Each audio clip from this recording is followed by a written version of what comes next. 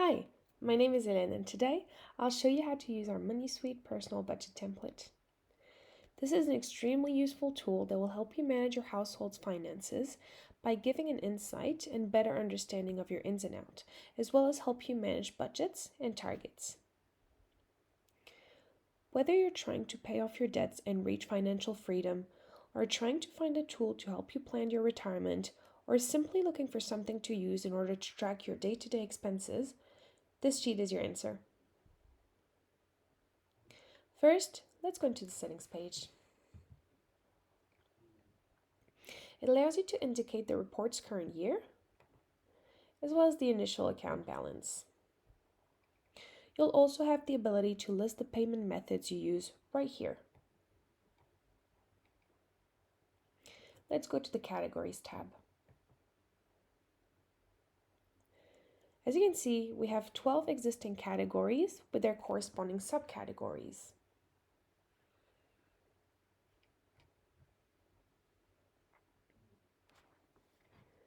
We also have 3 blank categories to help you customize this tool.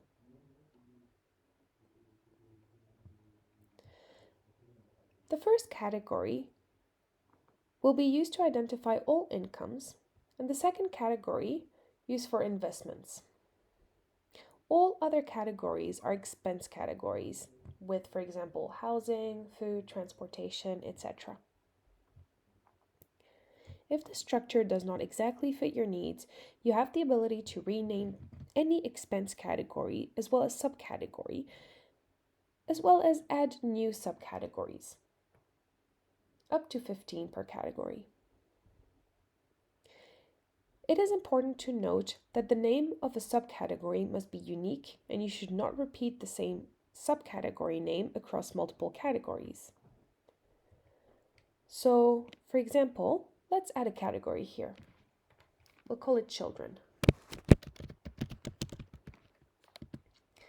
We'll add associated subcategories here.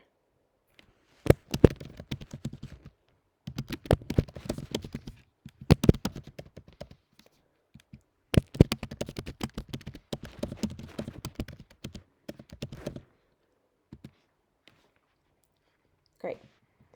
Before moving on to the next tab, we'll make sure to save. All right, next, the budget tab. This is where we enter monthly budget for each subcategory, which then calculates the budget for the entire category. Let's go down and enter budgets for our newly created category.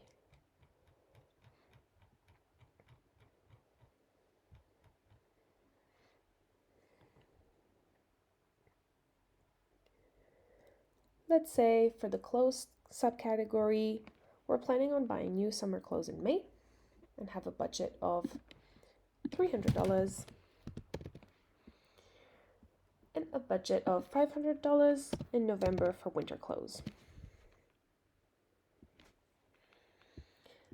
Let's say our school budget is a fixed monthly budget of $100 and games and entertainment $40.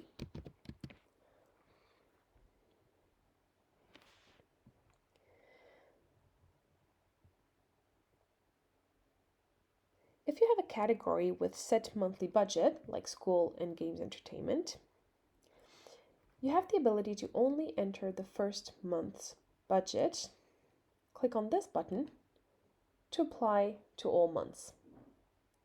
Please note that if some of the subcategories have a budget that is not fixed monthly, this will not work. As you can see, we've lost our children's clothes budget. Let's enter it again.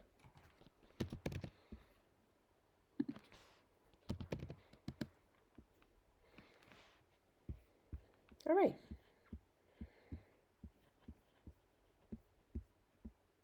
Let's now go to the Transactions tab.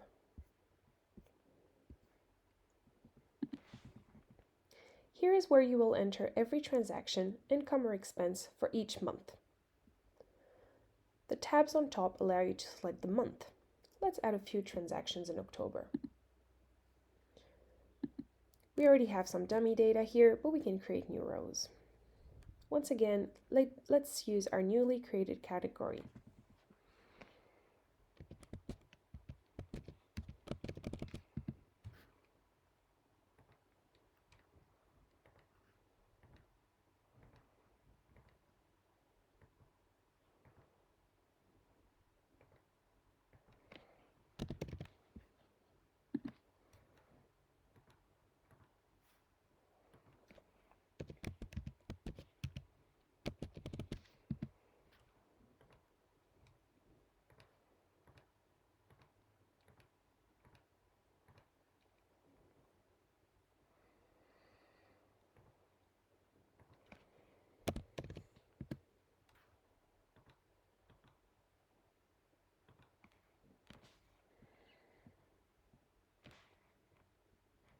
All right. We're now ready to look at the results. Let's go to the dashboard. We'll hit the update button to ensure the latest data is being shown. Perfect. The filter on the top right allows you to either visualize the whole year or a specific month.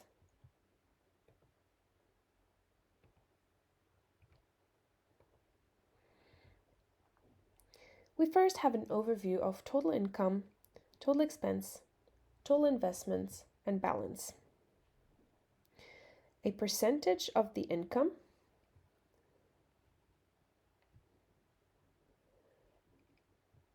percent of budget.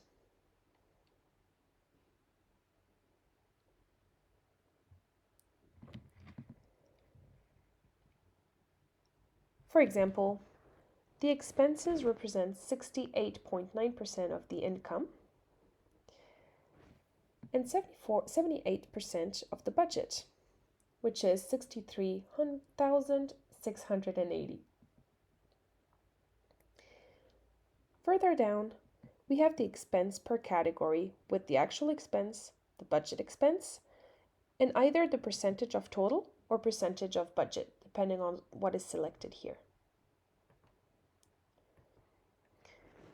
If the actual is higher than the budget, the entry will turn red to alert you of the anomaly. On the right-hand side, you have the accounts payable and accounts receivable, which are the expenses and incomes that are yet to be paid or received. Below that are a couple of graphs showing the monthly detail.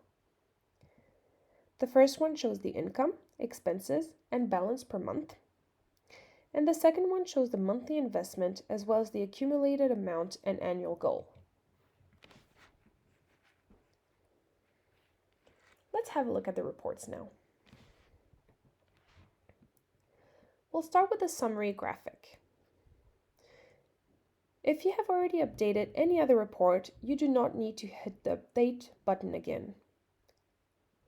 However, if this is the first report you visualize after updating the data, you should definitely click on Update. This logic applies to all dashboards and reports.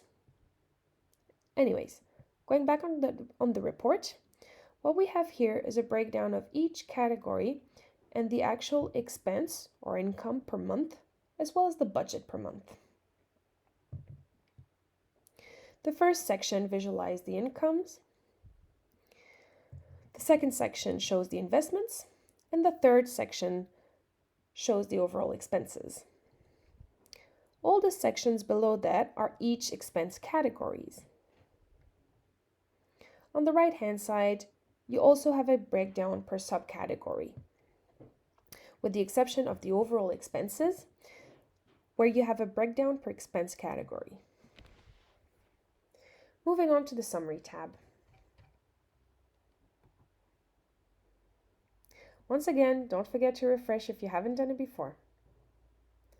This report is a table showing all expenses, incomes, and investments per month, as an overall and by subcategory as well.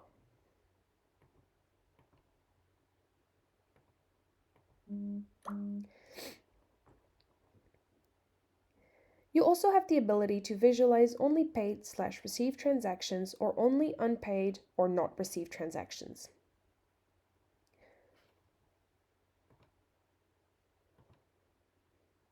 You also have the ability to select both by clicking the little tick box.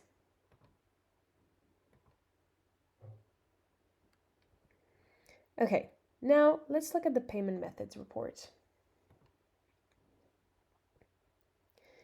It is important to note this report only takes into account expenses and excludes incomes and investments. All right, so let's look into each visualization. The first bar chart shows the expenses by payment method over the whole year. The stacked bar chart on the right shows a breakdown of expenses per month and per payment method. And finally, underneath is a table that shows the total amount spent per month and per payment method with the precise values. All right, the last report we'll have a look at is the analysis report.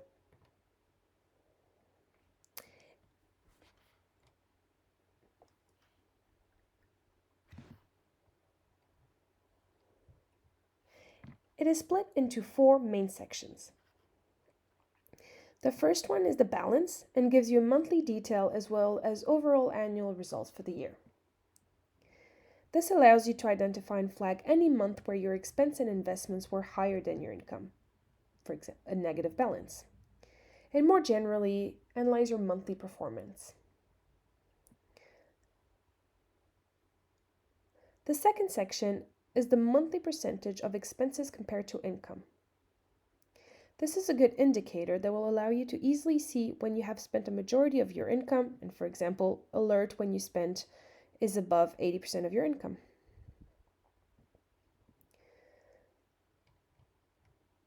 The third section is the monthly percentage of debt payment compared to income. Once again, it can easily alert you after it crosses a certain stage. Finally, the last section is the monthly percentage of investment compared to income. Let's move on to the score section of this dashboard. This is a little different from the other dashboards and reports as it is not based on the previous data entered. It is based on the data you input here regarding your financial score. You can first answer a few questions and then indicate your monthly score history. This will give you an overall score and indicate your financial health.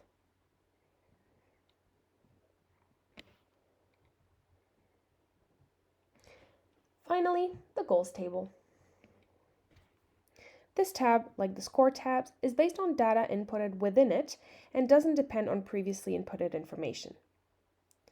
You can enter up to 3 short, 3 medium, and 3 long-term goals. You can name your goal, the target amount, and actual amount. It will visually show the progress and change color based on the advancement of the project. For example, if you're planning a holiday next summer and you're setting money aside, you can log this as a goal.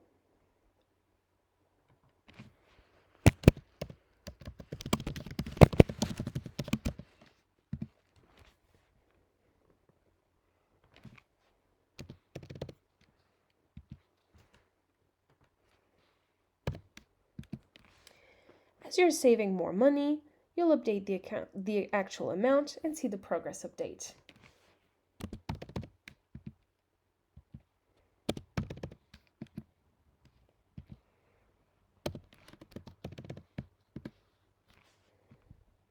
And that's it. You know everything you need to know about our MoneySuite Personal Budget Template, and you're ready to start using it. Enjoy!